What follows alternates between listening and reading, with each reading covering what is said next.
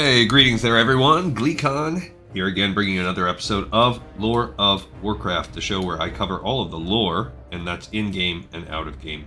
Today we're going to continue our completionist walkthrough. We're going to start Felwood as a Horde character. We just wrapped up Felwood Alliance completionist, and that was long because it involved a lot of timber hold grinding. You technically have to do that to be a completionist. We're going to do it again. Stay a while and listen. GleeCon Soul is mostly enhancement, but focusing on the resto side of things, so she can do some PvE content. So she's not deep resto, as it is said. This guy looks cool ahead of me as I look at this. Oh, except that he's a Nazi, so I guess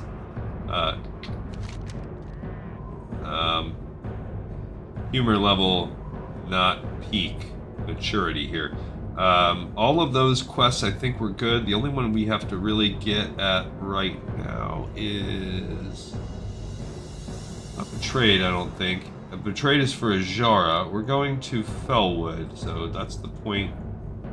We're 56. We'll probably level up a couple times. I'll peek at a couple other. There is one Felwood quest. I think it's the Slimes. So nothing in nothing in Tauren area, but there is this. That's a jar. Oh wait, did I? Yeah, I remember doing that. It's a sample of slime that we have to do. A batch of ooze is picked up in Ungoro Crater.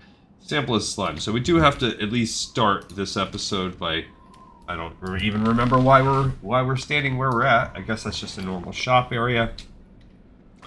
I have a healing kit, but we're going to have to start by going over to Ungoro Crater. Got a couple... Oh, now I get that. That undead has been dead there for a while, and their name is... I thought it was E47, but now that the Tuck Frump guy is laying next to it, I get that it's now saying... F47, and this is someone that is taking their anti-Trump political agenda, I would assume, and putting it in Orgrimmar, on the streets of Orgrimmar. This person just says, I'm starting to think Maradon is easier, and I'm gonna say, then what? Because there's the only dungeon I like less than Maradon. I mean, Maradon. It's okay. It's just so big. Long. I mean, Wailing Caverns is big and long as well. I'm just gonna keep saying that. This is not... Come! Take a trip to the wonderful, gorgeous tropical jungles of Stranglethorn. That's right. You two can be spending your time sunbathing by the crystal blue waters in Reddit while I stand here in this unbearable too much lately. Nothing to look at but my brother Freza all day. Enjoy your trip. I don't know. It's been a bad use. I've been off social media for years, but I mean, years and years. I haven't had anything. No, I don't have like a TikTok or Instagram or Facebook. I don't do any of that stuff, which is kind of ironic since I then spend hours every day making content. The Bramblewood set.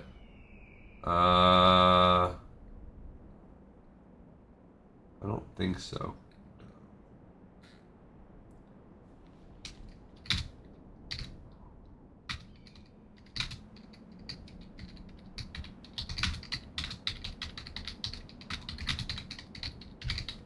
I'm just saying that I went dragon scale to minimize my usefulness.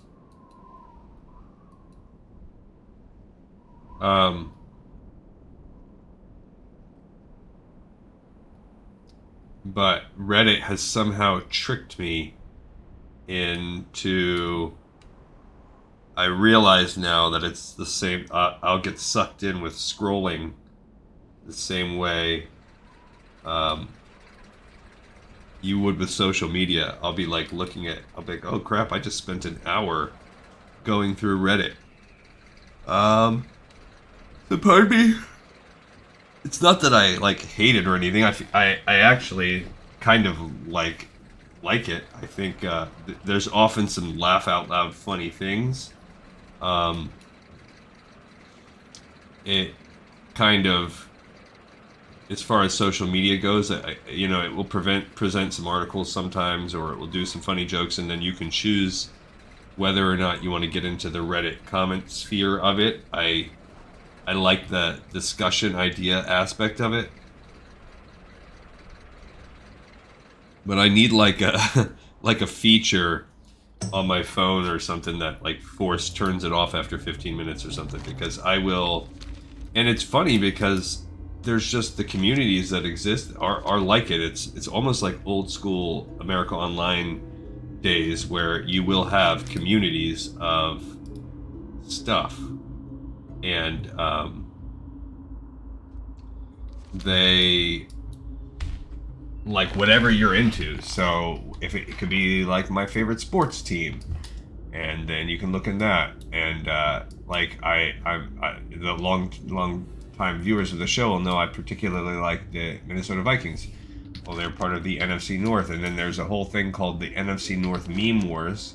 I'm sure each branch has something similar, but the stuff on there is quite frankly hilarious.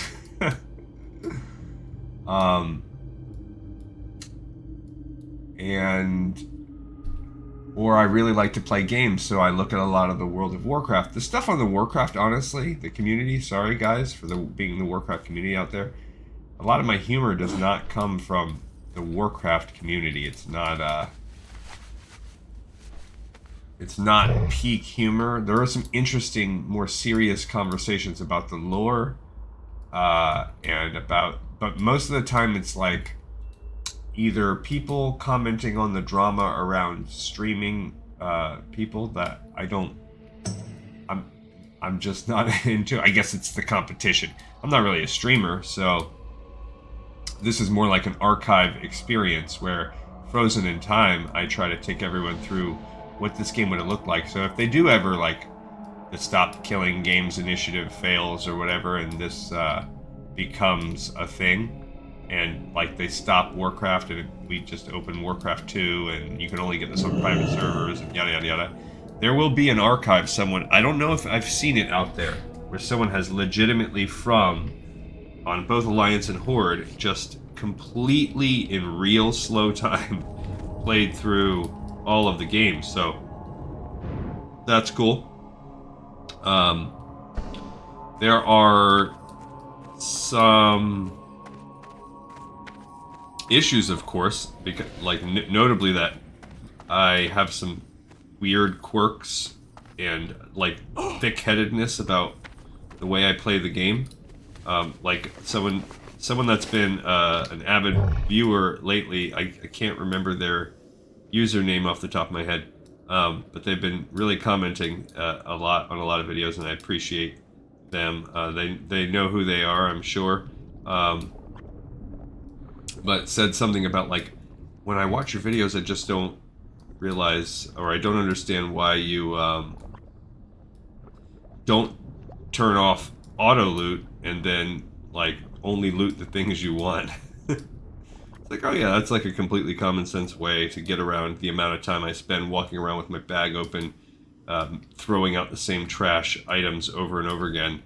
And my only, like, pathetic response is, I just don't like not having, like, I don't like having lootable corpses on the ground. That is true. That's all it comes down to. See that Tauren behind me? The one who looks like she's going to be... That's an Ajara quest, I think. Yeah, and it's a weird one. We'll do that one in the next zone. Maybe, there we go. Lady Sylvanas has ordered the investigation of some this of the Fuley. phenomena. That guy is Culey, so I'm guessing they're related. There is something great to be learned from its secretive past.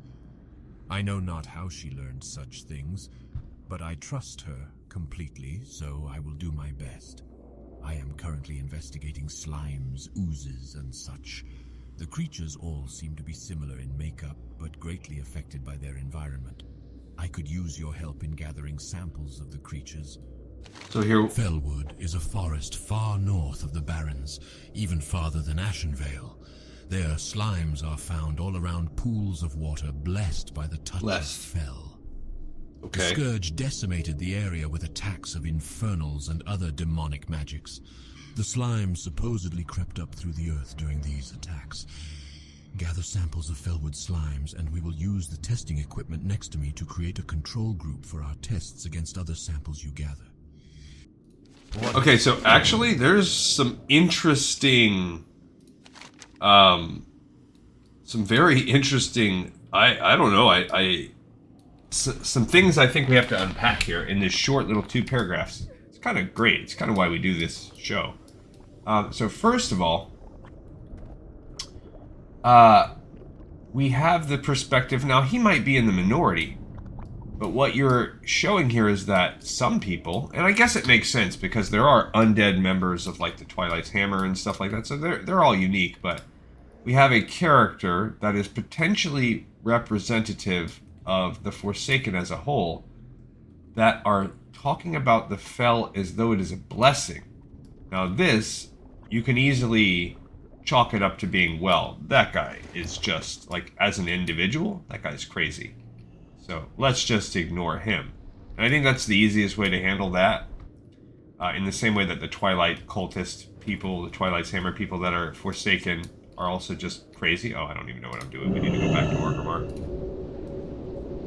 Because now we've got to fly to Felwood. But it does open the door for the potentiality that for somehow there is a group of people that are within the Forsaken and maybe elsewhere that see the Fel as a blessing. Okay, so that means, and what is the Fel? Well, the Fel is basically the energy essence that comes from the Burning Legion, that comes from the Twisting Nether. That is, if we look at the, like, Pantheon, I actually kind of want to look at that. I haven't looked at it in a long time, and I think it's worth you haven't lived so until as we fly, down on the world. Let's look at it. Look at an image of that. We're going to go to Blood Venom Post. All right, so let's look at this, like the Warcraft cosmology chart, something like that. This thing, yeah, look at that. I'm pretty good at this whole Google thing. And look, it pops up on the Reddit. So if you look at the image, this is a pretty good one. You have the Fel. So the Fel is along the disorder side of the world and is populated with the Burning Legion. So there you go, I'm right at that. I guess in terms of the element, it's closest to a combination of fire and air. It is in direct opposition in reality to the Order side, which is what the Titans are part of, and is represented by arcane energies, which is why they sense the arcane and want to fight them. So arcane and Fel are opposites of one another, whereas arcane is more like an earth-water combo, which is interesting because a lot of arcane magics use fire. And this is opposed to the other dichotomies. There's nature with the wild gods and life versus death, which is the undead, the necromantic. And then you have that separate in itself from the void lords, the old gods, and the shadow or void, going from the holy, the light, the Naru. So interesting. But what I was most interested in was in this dichotomy here. What is the Burning Legion against? So that means the arcane and the Titans are in direct, this is that dichotomy that we're part of for a long time. This, I don't know, maybe Shadowlands touches on this, but we do also get a lot of this separate dichotomy. So the fact that you have 3 dichotomies and sort of 6 elements, that's interesting. That's interesting, yeah. And I guess you have the Emerald Dream and the Shadowlands. What do you have that goes along with these? I guess just the void itself, which is like space. Because the Twisting Nether, I think, goes along with this region. And the Titans, I don't know if there's some kind of heaven version of that. And then this side, maybe there's something the opposite of the void that's like also like a holy spot. So interesting. I'm glad we took a peek at that. I've been wanting to refresh my memory on that dichotomy. But what you have in this quest is, first of all, there's a guy that is like saying basically those are awesome. But then secondly, he says, slimes are found all around. Okay. The Scourge decimated Felwood. And how did they decimate it? They decimated it with attacks of infernals and other demonic magics. So that's right there, that line, I feel like, what? So like, first of all, what were the Scourge doing here? At what point were the Scourge in Felwood? Or Scourge, however you want to say it. I feel like that's sort of... Chair is being obnoxious. There we go. At some point, I feel like there's... I don't know, I just don't know. I know the Fel, even in the War of the Ancients, were attacking there, but is that like almost a typo? Where... Because the Scourge are the people that are on the side of the Lich King. They're the ones that came and destroyed basically all of the northern half of Lordaeron, more or less. Or the northern half of the Eastern Kingdoms. At what part do we really have a lot of Scourge activity in Kalimdor? And it only appears here in Felwood? Why? So I wonder if that's like a retcon needed thing. Like, what do you mean the Scourge came there? Alright, so this is our base of operations here. We're going to explore this a little bit. We're going to pick up all the quests we can here. And we're going to go work our way to the south. Now, there is a little bit jankiness when it comes to this quest we just picked up. What the Alliance has to do is, I want to say, get somewhere around 10. I want to say it's something like that. They just get 10 slimes or whatever, and we only need 5. However, we have to kill... They have to open up these crates, use these bottles, collect it from the slimes. What we have to do is kill them. We automatically get a sample when we kill them. Cool, 100% drop rate. But you can't test them to see if they're valid until you go back to Undercity. So, bottom line of that is you don't want to do it twice. The drop rate can also be as low as 10%. So if we really want to be safe, we need a good 50. That's probably going to be overkill, but the alternative is we make 2 trips to Undercity. So let's say we did 40 instead of 50. Would it be quicker to kill 10 more slimes or quicker to make a second trip to Undercity? I think you see where I'm going. Here, let's pick up the rest of the quest. This is Troll Failbane. Wow, what a name. Winterspring lies just beyond Timbermaw, northeast of Felwood. Have you been there? I have heard that the area is laden with creatures called Wildkin. These beasts have been known to guard secrets of the Night Elves. We must figure out what may be hidden in Winterspring. I have heard the Ragged Owl Beasts can be found just south of the road, and that there are others called Raging Owl Beasts that may be found in the center of Winterspring. Clear them out and gain access to the land. Terrible quest. It's quite annoying. Alright, so let's go ahead and start our quest walkthrough portion. I don't know if we've done... we have Felwood set up. So we just picked up 2 quests. We picked up... When we were in the Undercity, we picked up a sample of slime.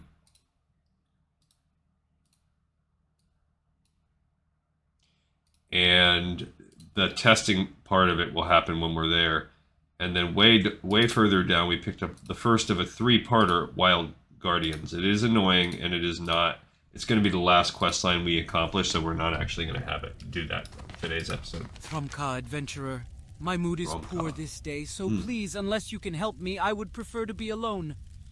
Thrumka, Drekasur, a husband's last battle. My husband traveled Felwood for the honor of our clan, doing battle against the Shadow Council and other corrupt atrocities. After he escaped death numerous times, I received a letter from him saying that a druid asked him for help against a great befouled furbolg named Overlord Roar. The 2 were never heard from again. I want this Roar's clawed hand, adventurer. I want it to pay for leaving me a widow. I believe the creature is to the south, near the Ashenvale border.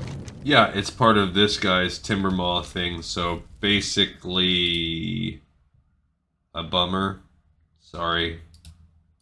And that is the like lowest level thing, is to start working on that timber maw. Other than that, you have a couple braves, which I think are interesting, that all the braves that guard this post are all Tauren. And why, geographically, I guess, I don't know, because Ashenvale is not particularly Tauren. And there's nothing, unless they're coming out of Moonglade and they're former druids or something. Because the closest areas are not druid related. Like these areas, Mulgore is down there, so the fact that we have a Tauren outpost up here is weird. It has to be tied to the fell. How may I aid you? This is our shop, so there's a slightly more convenient shop for the Horde to repair and sell. And general goods for sale here in case... Oh, we can get a monster omelet. You want to mess with that. As well as some drinks and stuff like that if we need. We got a couple war drums. And then we also have one more little quest line of Forsaken sitting out here. Win a hazard. Some may say that I am exceptionally cruel. But truly, it is only a strong desire to see the Horde gain an advantage against the Alliance in any way possible. My newest interest is a moon well at the ruins of Constellus, south of here, tended by the Jade of Fire Satyrs. The moon well, once a symbol of renewal for the insufferable night elves, is now corrupted, and used to bring forth more satyrs. I have an idea, adventurer, and I'd like a sample of the water for my little feline friend here. Oh, my little friend. Where is her feline friend? I don't see it. There is a little cat. I wonder if someone has recently done this quest, or... Oh, there it is, right there. Winna's kitten. I feel like you can get that as... No, it's a little white cat, and it's probably messed up, whatever we're going to do to it. Alright, so that one's called Well of Corruption. Just an extra little pinchy poo. We don't do the whole thing where we're going to save the treants and everything, so we've got something different. We're going to help the Forsaken do some animal cruelty, because why not? But we are going to work on the contaminants, so while the Forsaken might be, on paper, getting some kind of advantage over the Alliance, they're not. They're not actually. But we're not going to do anything, really, because what we're going to do first is go work on, before we pick up any quests, we're going to get the quest line to do Cleansing Felwood. Just like we started off the Alliance that way, that has to be where we start, because it allows us to collect salves and stuff like that and cure things the whole rest of the time that we're questing out here. So because of the tedium, now we do have a bunch of tainted skin. I guess you can collect the tainted skin off the bat, so that's nice. But we need to work on that first. Just so that we're getting our shards, so that we're getting as much salve as possible. So that, even though we eventually didn't care about that anymore, and I'm probably going to ditch a lot of it now that we are done on Alliance. I'll throw out my shards. But it does help us in the short term to start with this. This is where this other well is in. It's not the well in front of Jadenar. It's like a little other satyr place. And then up here you just have the Furbolg stuff that we're going to spend a lot of time with. But we want to do all the other quests first, because we want to get to unfriendly with the Furbolgs before we ever try to go through the tunnel, so that we can not be attacked when we go through the tunnel. We have our tainted fur that we've got so far, because the last zone sent us up here to kill some wolves and bears. There's really not a lot extra. I'd say Horde and Alliance are pretty even on this one. Same thing with Azara. There's a pinch more Horde to do, just because it's proximity to Orgrimmar probably, but there's really not a lot of quests. And then Ungoro is it's just completely split down the middle. All there is neutral, except the Mario and Luigi, Marion Luigian kind of quest line. is technically a horde. One works for Luigian and one works for Marian. But it's essentially the same thing. It's just two flavors of the same thing. And then you get like one. They both have some quests to get Morrow Grain. Here's a cleansing Felwood. These once so we get it from her woods instead. Suffer under a terrible curse. Corrupting forces twist the life here into shadows of their former selves. If you are not an agent of this corruption, then perhaps you can aid me in reclaiming Felwood. All right, this is Maybeth's River Breeze. Plants give life to Felwood, yet even they suffer the taint of corruption. I know ways to cleanse them, but I cannot give out such knowledge to those I don't know or trust. Prove to me that you will truly aid the cause of the Cenarian Circle. To the north lie the Iron Tree Caverns. The Warpwood elementals present there are now beyond hope of cleansing. I ask you to bring me their sap. Blood Amber it is called, so I may study it in the hopes of saving other forms of life here. Alright, so that's cleansing Felwood. Little bit down the list, but like I said, when you're doing an actual playthrough, for convenience sake, it's better to get it done as soon as possible. She's a little bit further up than the Alliance version is a Night Elf Druid that's a little bit further down.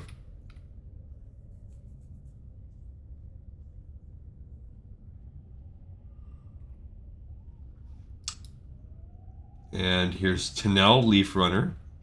Don't know who they are. Greta Mossfoot Hoof will give us the forces of Jadenar. I welcome you, adventurer, and the Emerald Circle welcomes you. Hopefully together we can help rejuvenate and protect this once mighty forest. Rejuvenate. Many forces seek to destroy it from without and within. Do not be persuaded by the power here. It will only corrupt you like it has this entire land. If I am to trust you in this matter, you will first have to prove yourself.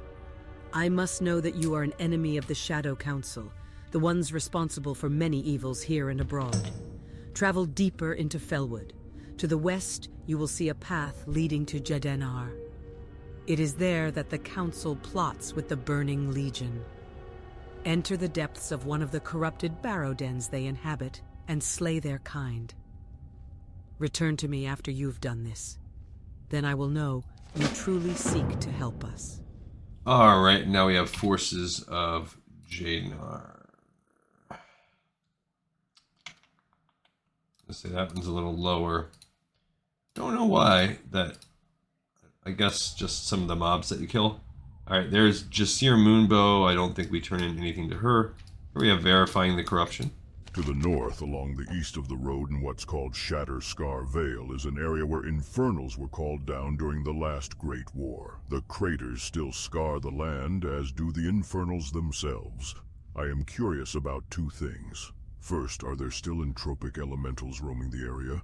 And second, are the craters still filled with the corrupt fetid water that gathered there years ago? Will you help me in check, adventurer? Be careful, though. The infernals destroy anything in their path. It says during the last Great War. So, I'm trying to remember, but I don't... This is called, by the way, verifying the corruption. So, maybe in Warcraft 3? Is it possible there was a part where the Scourge were calling down infernals as they fought against Night Elves? Maybe. This is Eridan Bluewind. The Emerald Circle strives to heal the wounded land of Felwood. Although the land is named for the very thing that has corrupted it, we hope that one day we will be able to eradicate the corruption from this land. Hello. Alright, so verifying the corruption, gone. Whoops. Hello, adventurer. I am Jesser Moonbow. I've come from Darnassus seeking two friends who came looking for signs of the Shadow Council in Felwood. It seems those vile creatures who claim responsibility for much of the Orcish race's suffering seeks to regain some of its power. My two friends went looking in Jadenar to prove one way or the other what was happening. I expected them to be here when I arrived, but now they are days late. Alludes to the storyline we'll go to. And then this guy says, We are the last of the Firbolg race, the Timbermaw tribe. This is Grazel or Grazel. Remains uncorrupted, yet we face the same hostility from outsiders. Most believe that it is not possible, that there could actually be Firbolg that escaped the corruption. Angry at those that strive to make enemies too quickly, my brethren now attack any that draw near. They trust no one. But perhaps if you strive to make your presence peaceful with them, they might look upon you as an ally. How can I prove myself to the Timbermaw Firbolg? You must find a way to show that you both are fighting for the same side. Yes, that you're farting for the same side. Although the Timbermaw may attack you now, if you are diligent, you will find a way. You must remember that any attacks on the Timbermaw Firbolg directly will greatly hinder your chances of gaining them as an ally. Good place to start would be the Deadwood Firbolg found in many parts of Felwood. These Firbolg are the enemy of the Timbermaw tribe, and slaying them would greatly improve your standing with the Timbermaw. Okay. Timbermaw ally. The Timbermaw are the only Firbolg tribe to escape the corruption. However, many other races kill Firbolg blindly now, without bothering to see if they are friend or foe. For this reason, the Timbermaw Firbolg trust very few. Are you interested in proving yourself? Drive back the corrupted Deadwood tribe of Felwood, and we may one day consider you an ally. You'll find the first Deadwood tribe, warriors, pathfinders, and gardeners to my west. Okay. We will not be finding them, not this second, because we're going to go do that one job that we have, the corruption. Okay, so we picked up a slew of quests. Now we go on a hike to the tip top of the zone, where we will get the 15 blood amber, and then we'll do a hike all the way back so that we can unlock the cleansing quest line. Maybe we'll finish it today. I don't know. It's going to be a little bit random, but we'll at least get the Timbermaw part started. This little pack of quests where we get a Roar's Claw, and we get these different Timbermaw killed, and then go back and also give him some feathers. There's a moderate chance we get through that today. And then if we continue to press on forward, we can get to the part where we start collecting some slimes and maybe work in our way to this filled flasket. Then from there, of course, we will hopefully have some cleansing that we've taken care of, some if not all of it, and then we can move our way into killing the exterior Jadenar people and getting more of these slimes, pushing forward further to include getting the entropic horrors or entropic beasts. I don't think we have anything that we have to do up here like the Alliance do. We do not have the escort, and I don't think there's the satyr killing that goes on there or there. I don't think that the Horde particularly care as much about the satyr and how much they want to take them down, even though they recognize that they're evil, that they're fell. There's just not that same... I mean, you would think there would be this hatred for him, because, like she just said, they're the direct reason for so much of what went wrong in the orc life. So yeah, there's some curiosity there, but I guess orc are only 1/4 at this stage of the Horde, and as time goes on, less and less and less of it. They are the reason why the demon hunters exist. They're the reason why the sundering happened. So they're really the reason why a lot of races are jacked and screwed over, and have contributed a lot to that. I guess the Tauran are kind of mid toward the whole thing. Yes, their planet got messed up, but you know, that weird tree with a dripping mouth, kind of cool. Same thing with the trolls.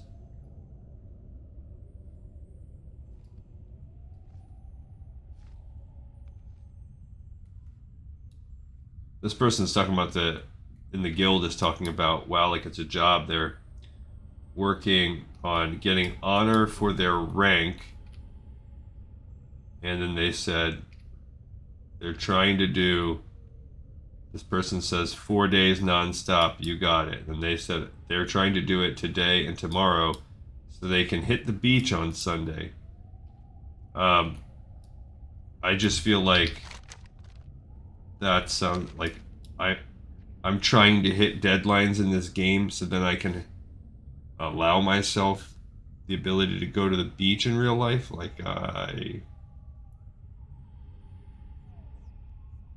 First of all, I'm one of those people in life that hate the beach. Sorry, I said it. I'm prime example of someone that has always grown up and lived around beaches, both on the East Coast and West Coast, every kind of beach, lake beaches, boats. So that's part of it. It was never a novelty for me. Also, my parents really enjoyed the beach, so I was taken to the beach whether I wanted to go or not for the first 15 plus years of my life. It's very hot at the beach, and that is mitigated mostly by either sleeping, getting yourself inebriated so that you don't care, or swimming. Of those three, the swimming is I like the best. Now, don't get me wrong, there are times when a good lay in the sun is like just delicious. I can lay in the nap and doze in the sun with a hat on my face, sunglasses on, with the best of them, read 3 pages of a book until I get drowsy. That's great. I got no problem with that. I don't need to go to the beach to do that. I don't understand why I need to involve sand and lots of people. Alright, let's get this guy. Yeah, I'm just a curmudgeonly old man at this point.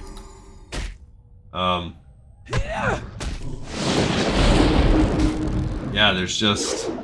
I do like fishing. I mean, I like swimming, but swimming in a pool is nicer to me than swimming in the salt water. I enjoy fishing, but even if I'm gonna fish, and fishing oceanside. Oh, I forgot we're still. That's why we're doing so poorly. My staves are so low. Forgot we switched over to that. Only level 41 on staves. So just like we had with our poor girl on one of our episodes, we're gonna have some growing pains. I'm just gonna keep myself. I'll buy juice if needed. I gotta stop being stingy about that. I gotta just buy water, buy juice.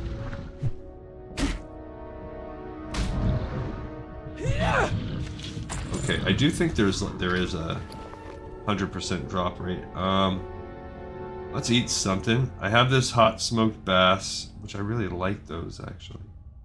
Nightfin soup is better. Other than that, we have this grilled squid. I only have one hot smoked bass, so I'll take it because why not?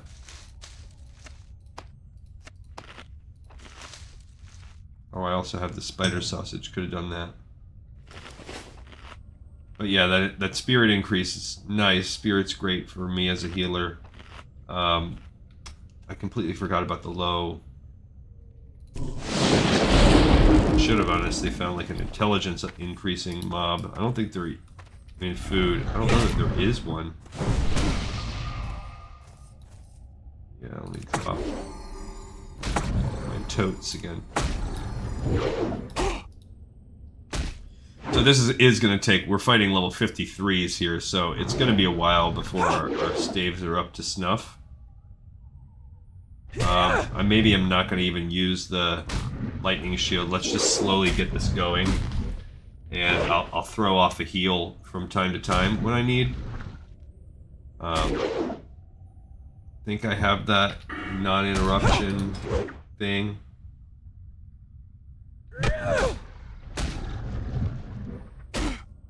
Purification is what I'm going to start working on for my final 4 hours. Reduces mana cost of totems.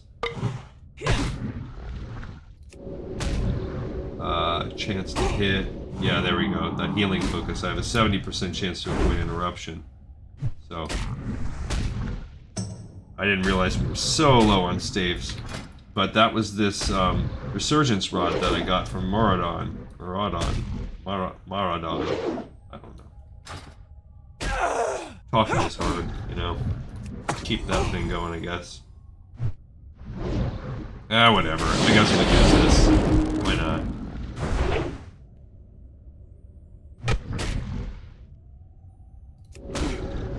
I mean, my healing is good. At least there's that.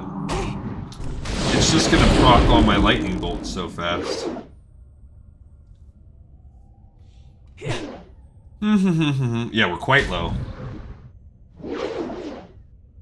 I think we might be lower than I was. I just won't be able to do any serious hard questing until my staves are leveled up. So it's at some point we have to grind it out. There's just no, since I switched over to staves, that's what it is. Oh, we gotta keep that. Okay, we're at 209, so we've gained almost 10 level ups, but that'll slow down. But we're basically a 42. Yeah, so now we're a full level 42, fighting things 11 levels higher than us. So we're not even close to like being to the point where we can hit mobs. Okay, but we'll slowly grind our way out. These guys will honestly respawn faster than I'll have to worry about going in the cave or anything. I just can't fight high density types of dudes until I'm significantly higher on the staves. We need to be getting up to around 275, 280 to be caught up with where we're at.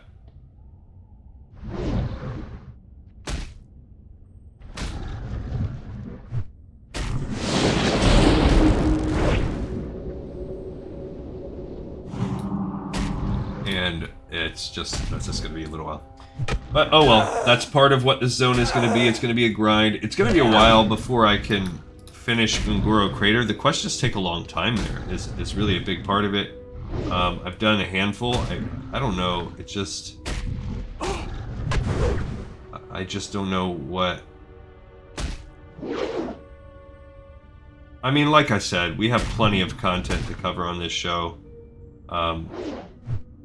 The zones, I don't know. I don't know. I don't really have a good explanation for why things are slower now.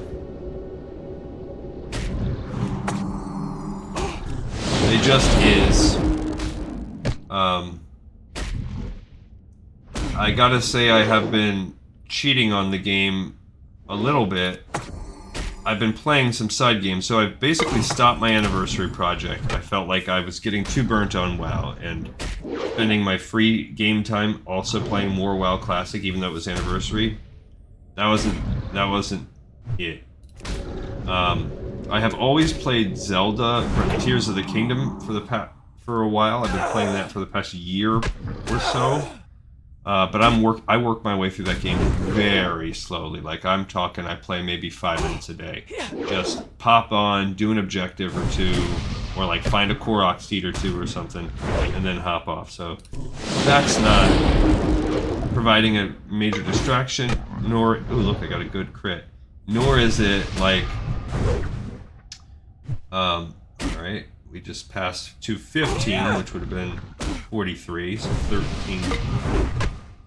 11 levels below. Come on. Come on, girl. Okay, we got our third one. Actually, I should have eaten my mushroom. Let's pull another guy over to our pile. This guy over here.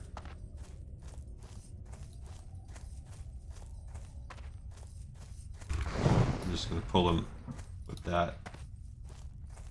Not worry so much about the lightning. Save my mana for healing and more totems.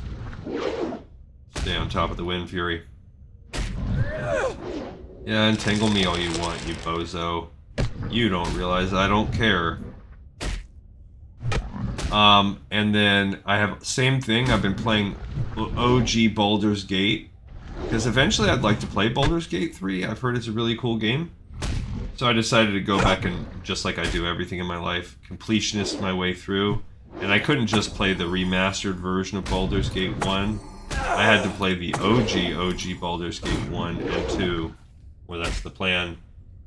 So I actually I just beat Baldur's Gate 1, but I haven't played through the expansion to it yet. Like, I don't remember what it's called. I'm gonna start that probably today. So I am slowly making progress, although it has been, I think, a year since I started that. But I'll get there eventually. Just don't play the super lot either. Same thing. I'll play maybe 5 minutes a day tops. So and unlike with the Zelda, I will skip that one half the time. Like maybe 2 out of every 3 days, I won't play at all.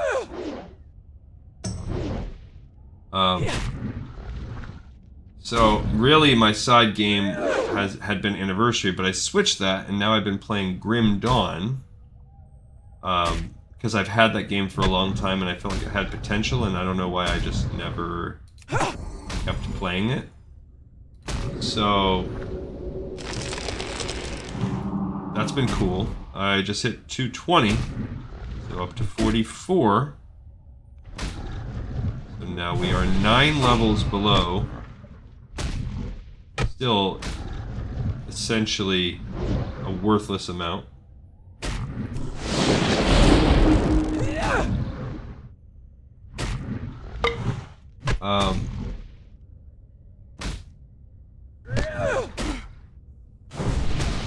Yeah, that's kind of where it's been. And then I've also been at where I'm really cheating is I have played Slay the Spire since it came out, basically, and I have it on my phone.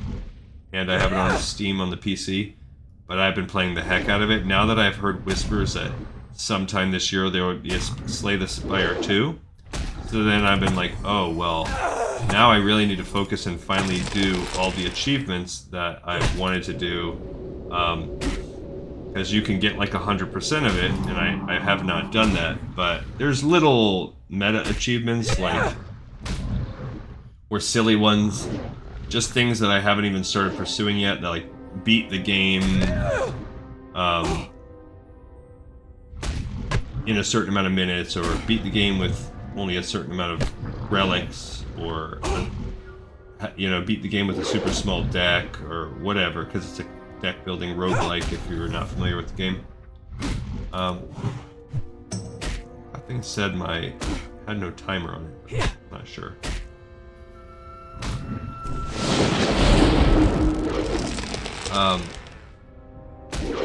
So that is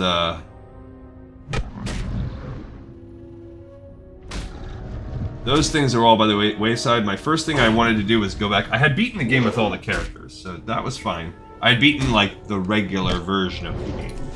You can unlock like the true ending, and that's an achievement. So I guess I didn't realize, but I had only beaten the actual final boss of the game with one of the 4 characters.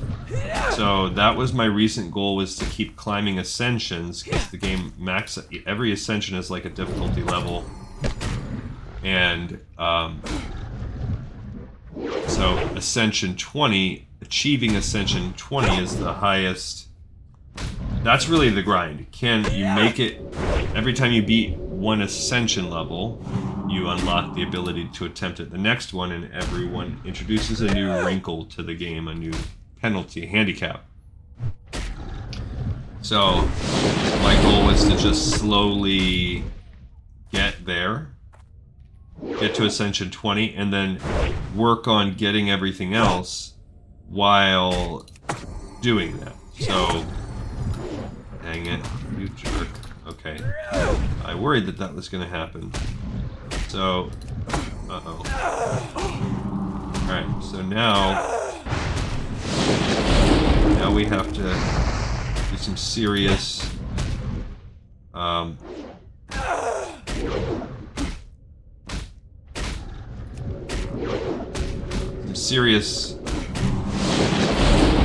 damage here.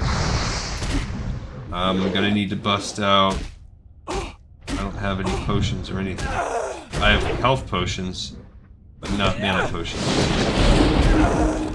So I can use a mana. I mean, I can use a health potion. Okay. Jeez Louise.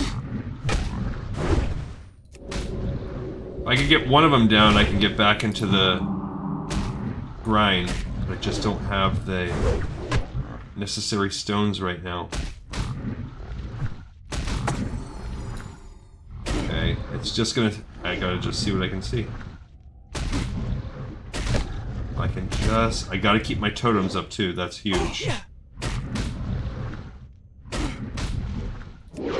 Keep my healing.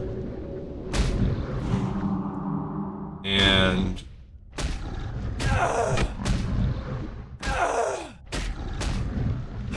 see what I can do.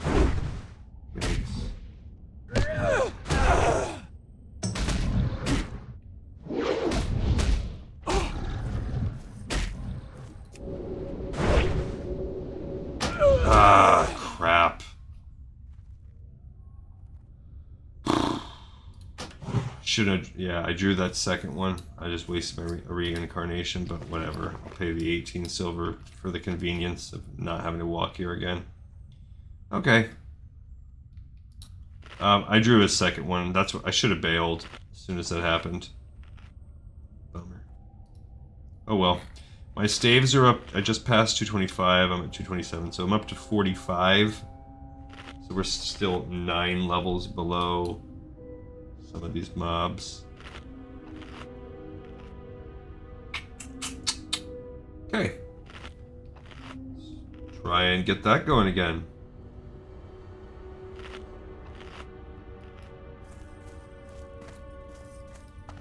Alright, buddy.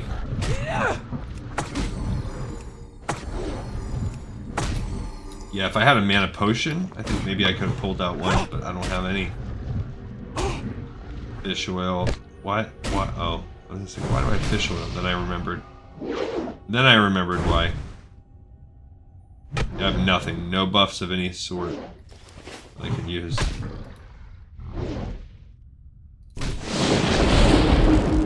Alright. Back on the ground.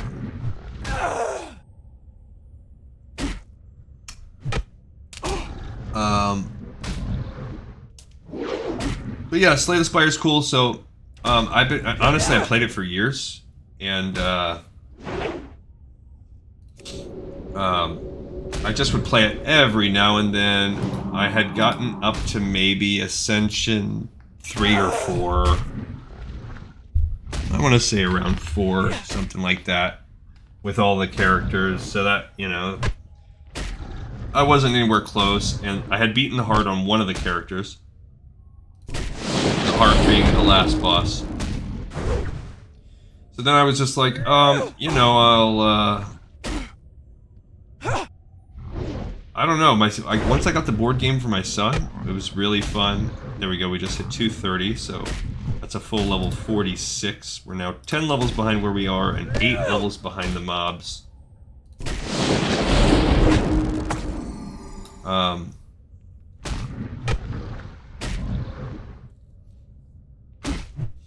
But then I heard about the sequel coming out, so then I was like, oh, there's a sequel, huh? And then I was like, well, I guess I'm gonna want to play through. So then I have recently just been really doubling down, and I've got myself up to around Ascension 9 with everything. I think I'm Ascension 8 with all of them, and I'm Ascension 9 with two of the 4. So trying to get to Ascension 9 with all of them, just because I go through all of them one rank at a time. I haven't. First thing I did was come back and get every card. Like most of the ones I didn't have were like event cards, just tied to random stuff in the game. Little things that you can miss if you don't choose particular consequences for some events. I guess I didn't need to not pull these people and kind of stay near where they are, and then that's how I don't pull more than one. I think that was my problem, is I had pulled the one over to my totem pile. But by the way, we've killed 10 out of these 15 dudes, so we're making slow progress. We've gained 32 points of staff, because we were at about 200 when we started this. So that's lame. But it's better than nothing. 6 levels is not nothing.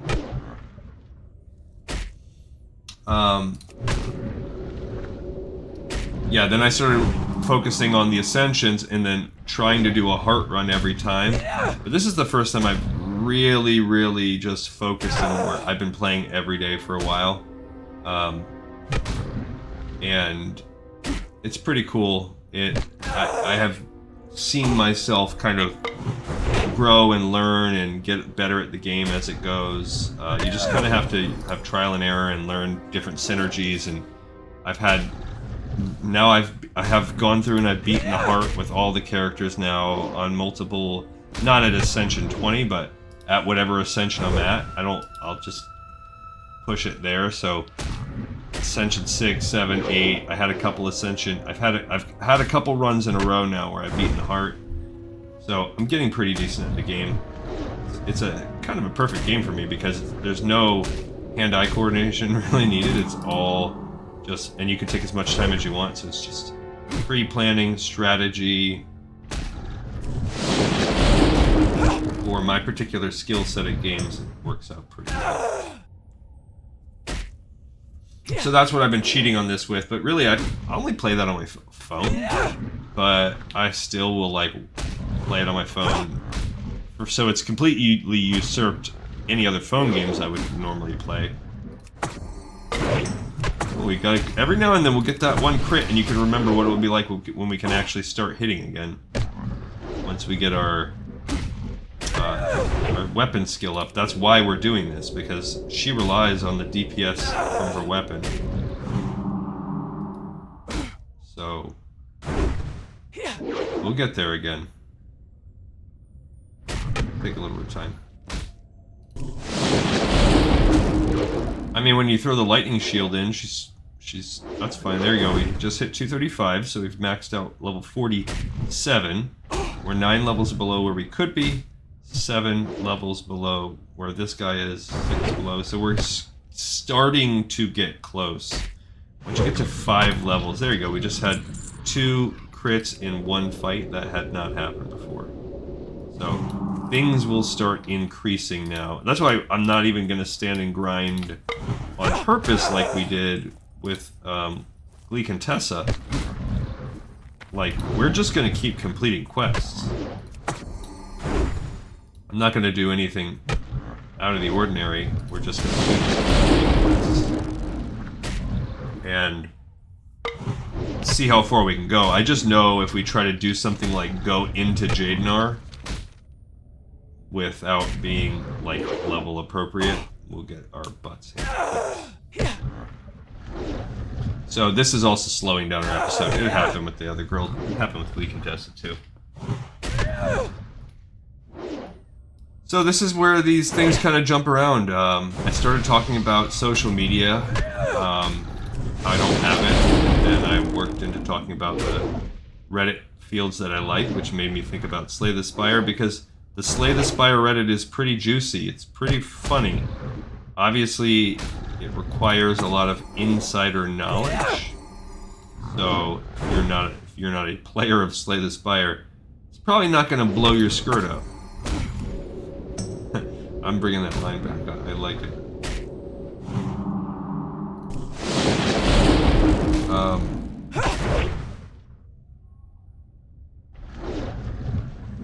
Yeah, so that's it. But I am really excited.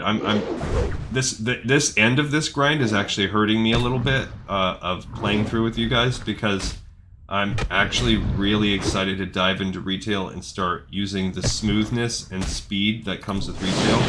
I miss it. And the ability to fly around and go quickly complete quest objectives so that we can focus on the lore. To go do dungeons solo and not take all day doing it so I can focus on the lore. Like little things like that, I truly miss, and I think it will really help our show. There's certain things I've wanted to do. Really, I think when this brainchild was birthed was when I started doing my completionist run for my own fun with an Alliance character, and I started doing all the quests in Wrath of the Lich King. I wondered how amazing what I'm doing right now would be. And because I do things in this long, crazy way that might make a project take years, like where I decided, okay, well, we're gonna do every bit of lore, every book, every little side piece of everything, starting with orcs and humans, and work our way up. That has created, I mean, it was so long before we even started playing World of Warcraft. So, I'm talking, we probably were at almost 1,000 episodes before we started doing that. And probably a couple years playtime. So, I guess that's a positive, though. I do have that patience. I don't know what that means. I don't know if it's helpful or useful. I don't know. I doubt it. I think it just means that I'm, like, rigidly inflexible, and I hinder myself with it. I don't know, I've been having some... I've been having my own issues in life. I have a history in my life of,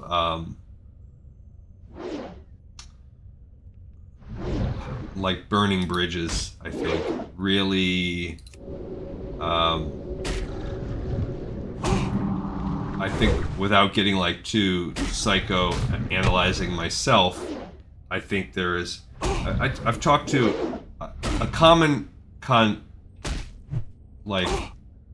response to anyone that medium gets to know me, that hears a lot of my stories. We just hit 240, by the way, so we're at 48. We're now 5 levels below. We should start being able to hit this guy, and this guy for sure. We should start being able to hit the mobs now. Still missing more than we're hitting, but... Anyway, a common response is, like, people will hear some of the things I say, like, man, you should write a book, or you've lived a crazy life. And it's true. I have. For better or for worse, I've experienced just a lot of insane things. And, the problem with that is good stories... When people are like, man, your life should make it would make a good story as a good book. Good stories are not, good stories have drama. And they have flawed heroes. Or protagonists, let's say. I don't want to, like, say I'm a hero. Absolutely not. But flawed protagonists. And dramatic arcs and loss and pain. Like, you know, okay, not to say this is like cinematic mastery or whatever, but like the John Wick series, right? Especially the first one. John Wick was a very good movie, very entertaining to watch, and a big part of it was because he had revenge. He had a lot of trauma happen to him. He was a murderer and did a lot of terrible things, and that's, I think, what makes a good story is people are incredulous because they would never actually do that themselves. Like, John Wick is a great movie and a good story. The character John Wick is very cool. John Wick, if he ever actually had to, like, functionally live in the real world, would be screwed. Like, that is not a life that is designed to go to the grocery store or pick up the kids from school or whatever. It doesn't... Those things are... Or, you know, I've been watching the Marvel Universe. I talked about that in the previous episode. So, there's a... Marvel... X-Men Apocalypse, I think it is. Magneto has left the world behind. He's no longer a villain. He's moved to some town, I don't know, in Russia or something like that. And this is a younger Magneto. and he has gotten a job at a factory. He is hiding his powers. He's got himself a wife. He has a child. And the entire time you're watching it, you know this isn't Magneto's story. Like, this is not what makes Magneto cool. This is not why he's engaging. And you know from jump, well, this is just temporary. This is just, like, the interlude, the calm before the storm, before we get back to the real Magneto. And I think, not to be, like, too fatalistic or emo or anything, but I think there's a big part of that that's applicable to myself. My life has had a disproportionate amount of, like, just messed up things and trauma to overcome, and the vast majority of people in my life, in my story, didn't survive all the chapters of the book. And I've talked about that some on the show, about the deaths of people that I care about. There's also the people that just don't make it because they eventually become junkies or get strung out and live on the street. There's the people that, you know, their health fails them. There's just a lot of ways that you can fade off out of the story. They don't all have to be death. And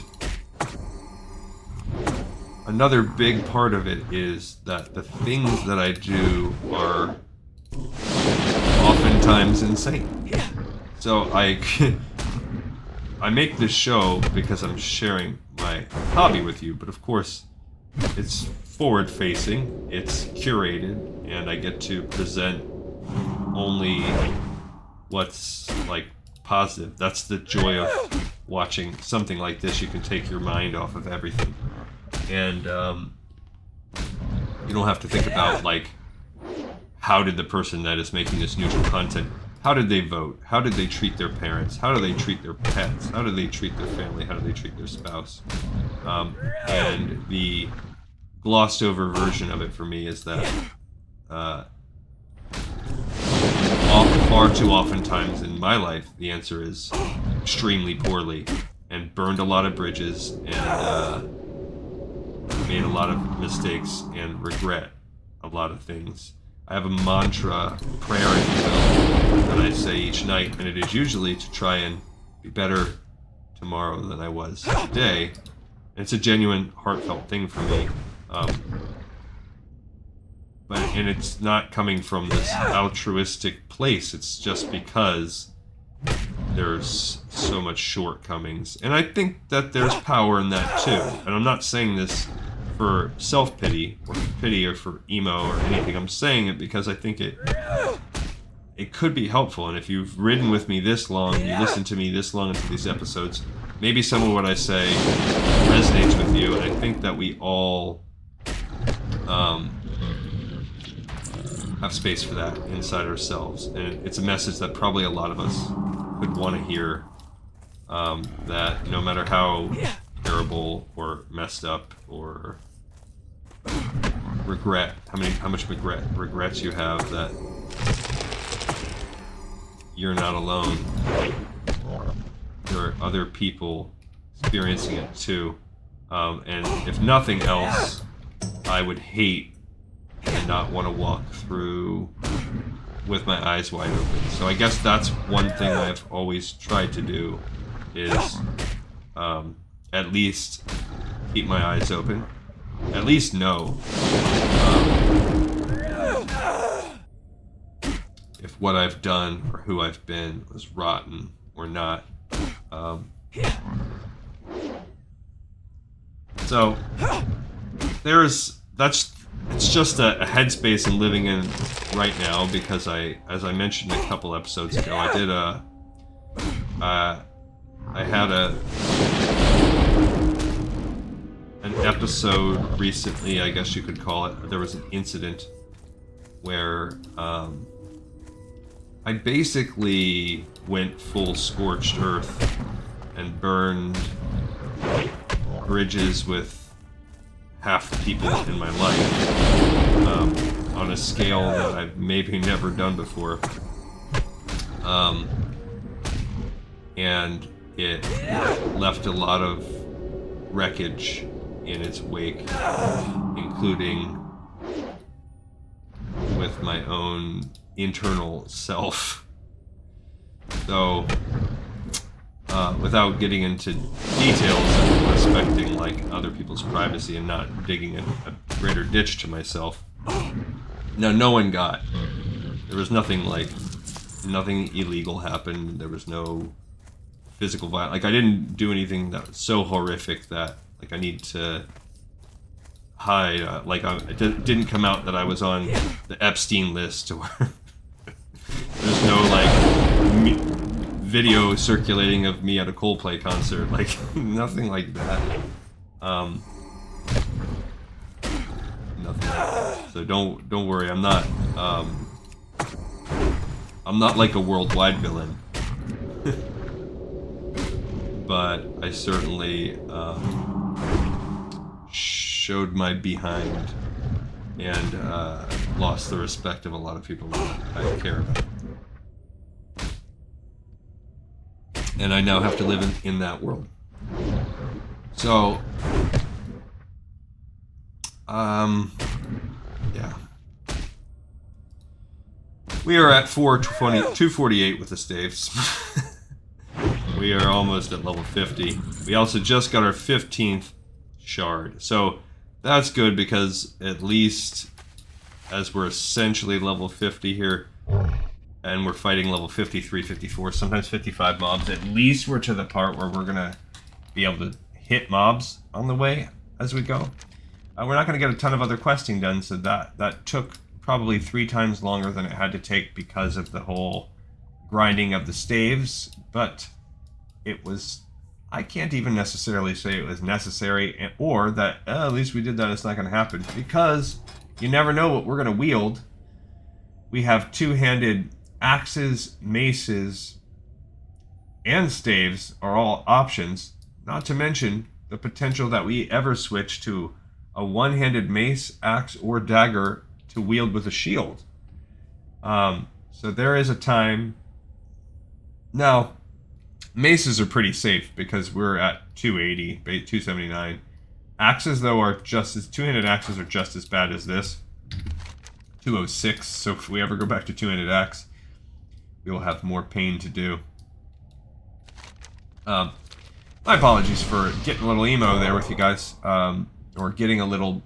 I don't want to even denigrate and, like, minimize to say emo, but, you know, that's part of it. This show is a part of me. Actually, to speak on a positive thing, I do believe that there's some positivity that comes out of this show. I don't know, my 1,200 or so subscribers out there, what sparked you to want to do it. But I have to imagine some small part of it is that camaraderie of this journey. And the journey is equal parts journey through, I'd say, like, I don't know, maybe 60-40. 60% we're journeying through the game together, which is really cool, and probably the initial draw. And maybe the draw for more of you. But for those of you that sit with me for hours through the long plays, and you make it through this, and that's probably a much smaller bucket of people, I would imagine there's some camaraderie that comes in that, and just being another human being, and knowing that we are all on this rock in space together, just screwing up and living life and experiencing the highs and lows. And that doesn't stop. You know, you can have head full of gray hair like me, and just never stops. There's always room to grow, lessons to be learned, painful or not, and we do it together. But that's this has been one universal bright spot for me. I don't think that I've taken a day off of recording, despite everything that's going on in my life. So that's that's a big part of it is because of that, because I feel like there's still a space that is positive. This game, I mean, it's more than what the creators and the devs ever intended, you know? They intended to create a world that people could have fun in, and maybe even, as they made it an MMORPG experience, community in. But I don't think they could realize once you create a world and it lives for 20 years, it's not your property anymore.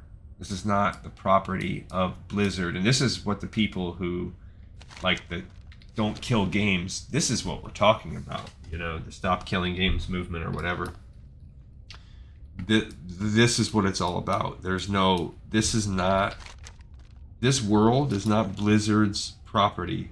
It's the millions of people who have been raised, who've grown up, who've lived in this world, whether they just visit it from time to time, whether they've spent years here, or whether they literally have lived here for those whole 20 years. It's, you know, you hear countless stories of friendships that rise and fall, of marriages, relationships, of deaths and memorials. You see people with tattoos. You just meet people of all walks of life. And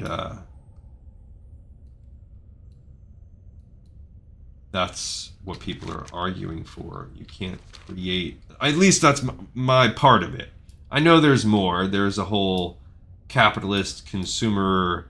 We paid for this content, and it, you know, it should be ours. That element I talked about on 1 or 2 episodes ago. But there's this part of it too. I know Felwood suffers, Gleekin soul. I suffer along with it. I must remain steadfast in my conviction. Were the knowledge I possess to fall into the wrong hands, it would spell disaster for all of Felwood. Bring to me the blood amber drawn from the slain Warpwood elementals, and I will trust you enough to help me enact a means to fight the corruption. This blood amber will be used to find a means of defeating the corruption present in Felwood. You've proven to me that you're willing to do whatever it takes for the Cenarian Circle. I trust you now, friend. It might seem odd that killing the elementals proved yourself to me. Yeah. But the end of saving countless sentient beings must justify the means we take. You and I can now focus on the preservation of life through the salves I can make. Adventurer, the time has come to cleanse Felwood. The ChatGPT voice for her, I gotta say, does do a lot better job helping me believe her than the Night Elf version. Tauren version, Tauren female, I believe it more, you know? Alright, so we are finished with cleansing Felwood now. We can check another one off the box. It's always nice when I do it on Horde, because you can actually check these yellow ones. Now that we've done it on both, you go tick, tick, tick, tick, watch it disappear. Alright, so we can say a couple things. We did not get a Cenarian beacon yet, but we can read these quests. So, she changed her dialogue now. It says, there are plants in Felwood that may be saved from corruption when Cenarian plant salve is applied to them. I know how to make the salve from several different kinds of items based on your skill set. You may find that you have multiple options to assist me. So I can say I need a Cenarian beacon. We do. Here is a beacon for you, Gleekin soul. You must keep it in your... It just says P up there. Prison pocket. In your possession, if you are to find the corrupted items we will need. Alright, we've got our beacon. Now we can collect them. What plants are in Felwood that might be corrupted? There are plants in Felwood that may be saved from corruption when Cenarian plant salve is applied to them. I know how to make the salve from... She's saying the first line now. So I'll read this part. I have observed 4 different kinds of plants that have been affected by the corruption. The songflower, the wind blossom, the whipperroot, and the night dragon plant. The songflower and wind blossom are common plants in Felwood, while the whipperroot and night dragon are seen less frequently. All are a vital part of Felwood's ecosystem. Okay. Now we can do I don't think I can do Salvia hunting. We can't do it because we don't have the corruption shards yet. But we can maybe do the Salvia skinning. Yeah, we only need 5 and we have 9, so we really need to skin one more thing. We gotta go out and skin one more. A Cenarian beacon will allow a well-trained skinner to spot patches of tainted skin from bounty gathered in Felwood. I convert these seemingly useless patches into a thick paste that serves as a quickening agent for Cenarian plant salve. When you skin yours kills here in Felwood, be sure to have a beacon on you. Actually, as we showed, even without it will work. When you collect tainted patches, bring them to me and I will give you some Cenarian plant salves that I've already made. This is exactly what I need. Here, take these plant salves and use them to reclaim Felwood from the corruption. We must persevere, adventurer. Cool. So we did the first one there, from skinning. We also finished it. We picked it up and did it. We cannot do the repeatable yet because we're just a little off. Pick up and complete. If we go skin one more mob, though, we'll have that one done too. So let's just go get that little guy right there.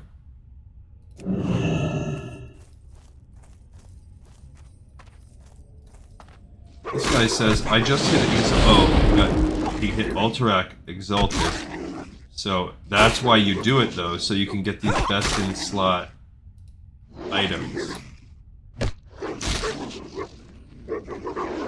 That is why, and I imagine that it's a good feeling. We can cure diseases on this account. That's good. Can we remove curses? No. So the grind is still going to stink. Got 4,200 experience for that too, so down to needing about 30,000.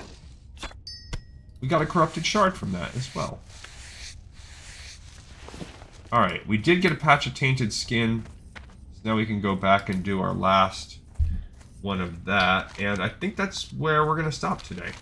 So I've hit you with enough emo content. It's been a lot for me to process, and I apologize if that's not the stuff you're into. It'll be we'll stick to the in-game stuff next episode. All right, let's do Salvia skinning repeatable.